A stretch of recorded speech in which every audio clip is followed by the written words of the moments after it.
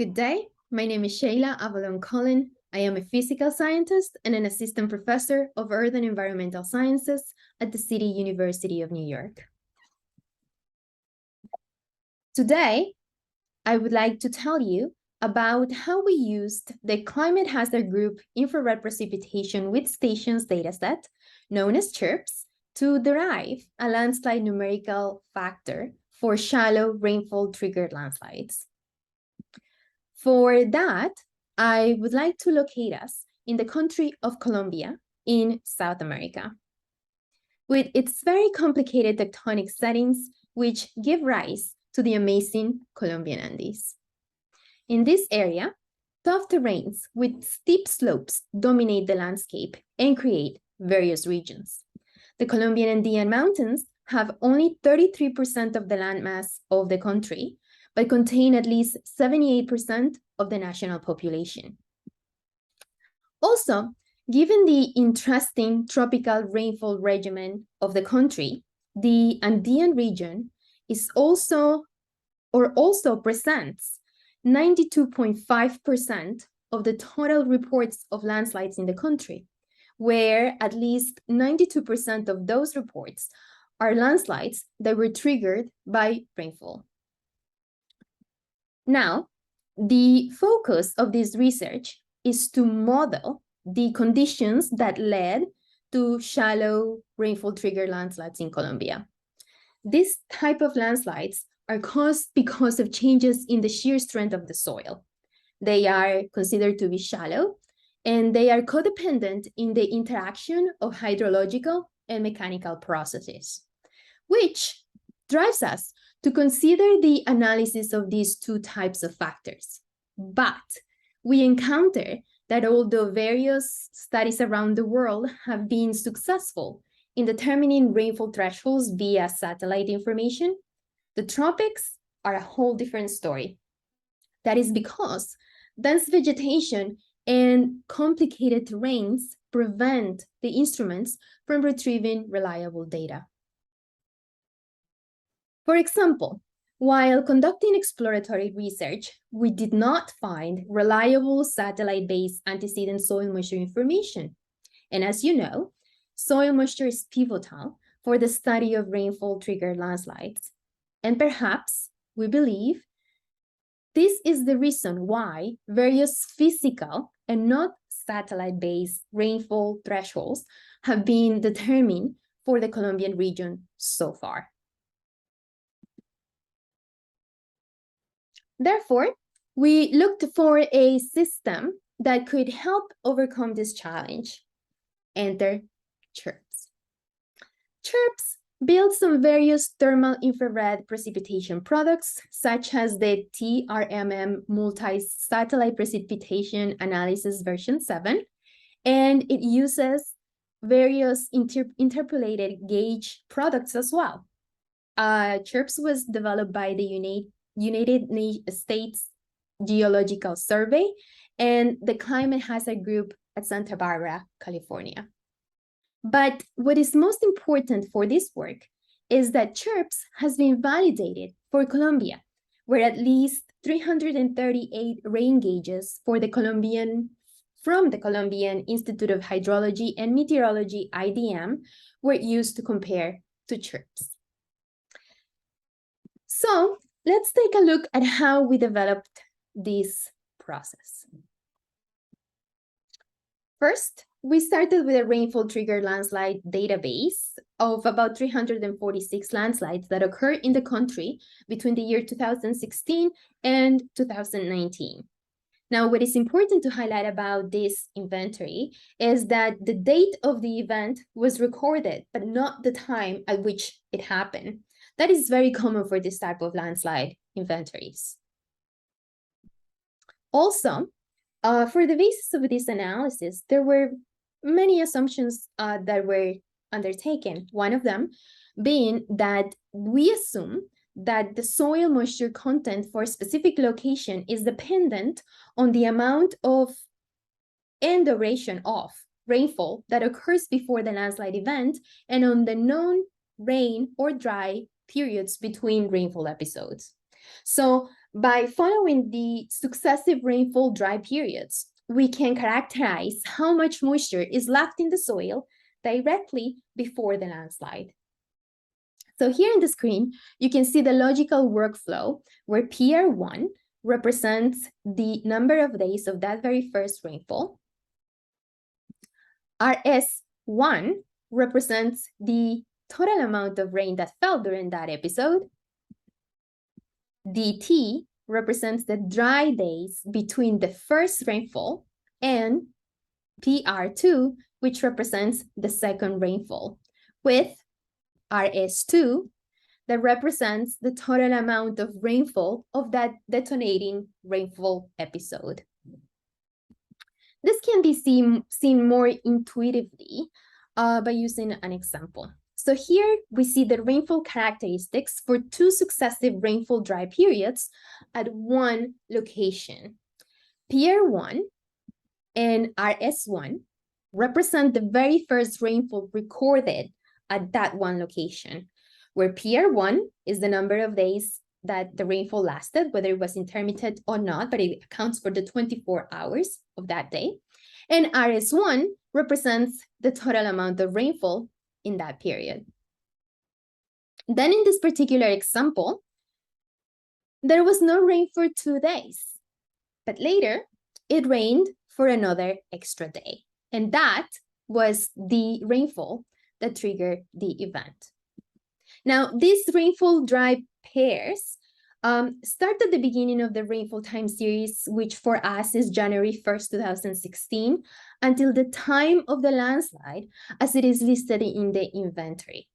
Each pair is stored as a running data line where PR2 and RS2 become PR1 and RS1 of the following line.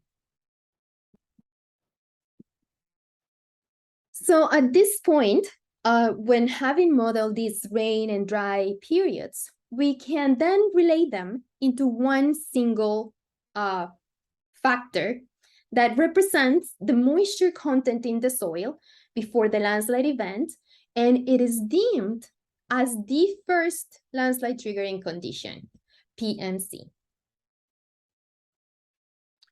Also, we can express that one triggering rainfall episode and represent it as the rainfall sum trigger, RST quantity.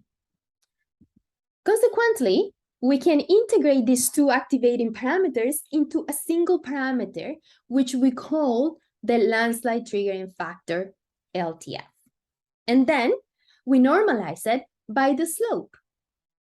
Of course, under the assumption that as the slope increases, the amount of rainfall necessary to trigger a landslide event will decrease, and vice versa. In this manner, the LTF simply describes the relationship between the expected antecedent moisture content in the soil, which is represented by PMC, and the rainfall, RST, that according to the landslide inventory, triggered that event. Consequently, we divide the dataset into a training and a testing group.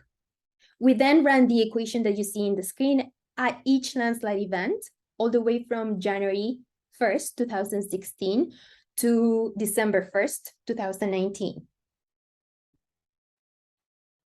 And then we realized that the LTF values that are associated with an actual landslide event can be set as thresholds for the corresponding slope angles. And we see that that relationship between the LTF and the slope angle follows the equation that you see in the screen with a determination coefficient of about 0.84. Here we can see that the LTF slope relation rapidly changes in the smaller slope angles, while it barely fluctuates in the large ones. We notice that the LTF slope relationship is congruent with the physical mechanisms that drive rainfall trigger landslides, because physically, A rainfall-triggered landslide develops as the moisture content of the soil and its pore pressure increases.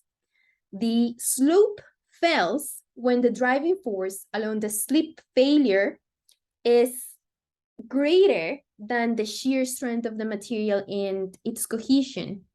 In steep slope angles, the weight of the soil along the slope surface is already significant. And in this case, a small amount of additional water weight is likely to initiate a failure. This explains the low variation of the LTF in the high slope ranges. And well, although these findings are very interesting, we could not just stop there because we needed to compare this to something that has been already very well established. So we compare the LTF threshold to the event duration rainfall threshold.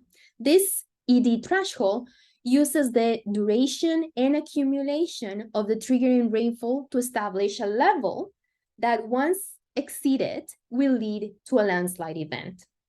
When we compare the LTF method to the ED, it is important to highlight that the LTF not only considers the triggering rainfall, but also it evaluates the effects of the preceding precipitation before that one triggering rain, and also the dry period between the two rainfalls. And when we look at both the training and the testing data sets, we find that the LTF threshold performs better than the ED threshold for 71% and 81% of the cases, respectively. We think that the difference in performance between the two thresholds can potentially be explained by the introduction of the parameters that simulate the state of the soil before the landslide event and by relating them to the slope inclination. Mind you, that the LTF method considers 5 dynamic variables: RS1, PR1, RS2, PR2, and DT that precariously, yes, precariously, but they try to simulate the wet state of the soil before the landslide event happens. Well, but how does this threshold help us in real life? Well, the LTF threshold can then be modified to be applied to a dynamic hazard map. So here we modify the LTF equation to the dynamic map equation, where quantities represent the average rainfall in millimeters per day for the two rainfalls and the corresponding slope. So in the figure that you see in the screen, it is anticipated that when the DM quantity exceeds the LTF threshold, a landslide should be expected. Results demonstrate that areas located in the mountainous areas region of the Andes show relative low DM values that are necessary to trigger a landslide. This is evident since the area is characterized by high slopes, and conversely, areas located in the lowland regions with gently or very low slopes require higher DM values. So with the various assumptions that we have discussed here today, we developed a satellite-based threshold value that characterizes what happens in the soil before the rainfall that triggered the landslide happened. We did this because accurate satellite-based antecedent soil moisture for the tropics is very hard to come by. And when we compare our results to the ED threshold, we see that the LTF does perform better for both the training and the testing data sets.